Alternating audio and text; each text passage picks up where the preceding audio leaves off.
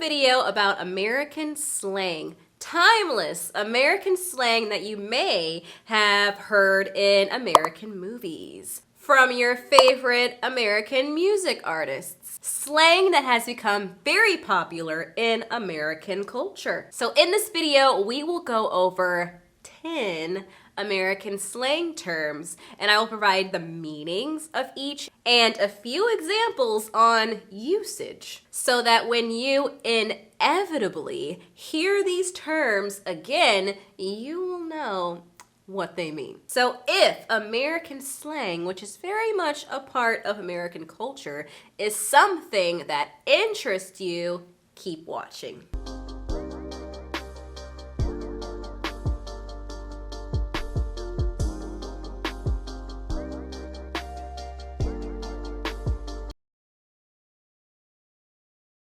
Our first American slang term is fam. This is short for family. So it can refer to your actual family, it can refer to a group of your very close friends, or it can be used to refer to just one friend. Okay, so let's go over some examples. You might say, can't wait to visit the fam this Christmas. In that case, you're probably talking about your actual family, your relatives. You call them your fam. Or you might say, I really enjoy going to beach parties with my fam or with the fam. And in that case, you probably are talking about a group of your very close friends, your fam. Fam can even be used to talk about one of your close friends or one of your family members. So you can say, thanks for coming to my baby shower, fam, meaning thanks for coming to my baby shower, friend, family member. Our next slang term is crickets. So you probably know crickets are that bug that make that loud chirping sound. But if you say you are hearing crickets or that something is crickets, it is referring to a complete and utter silence. So let's say someone is giving a boring presentation on a boring topic and no one is really interested. So at the end, when you're expecting a long round of applause from the audience, it's just completely silent. You hear crickets. So if you want to use it in a sentence, you could say, after your presentation, you were expecting a long round of applause, but instead, all you heard were crickets. So our next slang term is kind of like a phrase, and it is, I feel you. And it just means, I understand you. I agree with you. I sympathize with you. So my friend and I were talking the other day. It was raining really hard outside, and my friend said, I really hate driving in the rain. And I said, I feel you. I don't like driving in the rain either. Meaning, I understand. I agree. We both don't like driving in the rain. And our next bit of slang is to do someone a solid. And this means to do someone a favor, to lend someone else help. So I might ask my friend Jim, hey Jim, can you do me a solid by helping me move all these boxes into my new apartment?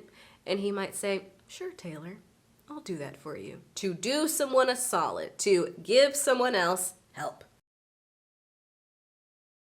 I personally find it very irritating when someone else and I plan on meeting somewhere and I get to that place and my friend is nowhere to be found and they didn't send a text message, nor did they call me. They just don't show up. Other words, they flaked on me. They're very flaky. To flake is to fail to arrive at a place that you were expected to be, usually without telling the person that is expecting you. You can also call that person flaky or a flake. Do you have any flaky friends? Let me know in the comments, but don't give any names. Our next slang term is to be 100, and this means to be completely honest with someone. So I might say, can you be 100 with me? Please, just be 100. Do I have an annoying voice? Is my voice annoying to you? Can you be 100? Some people think I have an annoying voice. Or I might ask, how did my shrimp casserole turn out? Be 100 with me. Tell me the truth. You might be planning to go out for a night on the town with a group of your close friends, your fam, and you might tell one of your friends, hey, if we go out for a night on the town, I'm gonna have to crash at your place because my place is way too far. In other words, you are telling your friend that you will need to spend the night at their place. You will need to sleep over at their place. Next slang phrase is to take an L. The L stands for loss. This just means to admit that you lost or failed at something. So let's say you are bragging to your coworker about how good you are at ping pong. You're saying, I can beat anyone at ping pong. And your coworker tells you there's a ping pong table in the break room at your place of work. And he challenges you to a ping pong match. So you're playing and you didn't know that your coworker also plays ping pong and he is very good at ping pong and he beats you in all of the games that you play in ping pong. So you lost. You had to take the L. You had to admit that, maybe you're not so good at ping pong. Next slang term, if you listen to American music, you might have heard this one. Bad. Bad. And in this case, being bad is good. So sometimes people say that a woman is bad. So bad can describe a very attractive woman. And only a woman. We don't usually use this word for men. Like at all. So you might say, I love watching movies with said actress because she is just bad. Meaning she is attractive. She looks good. And our next slang term is beast.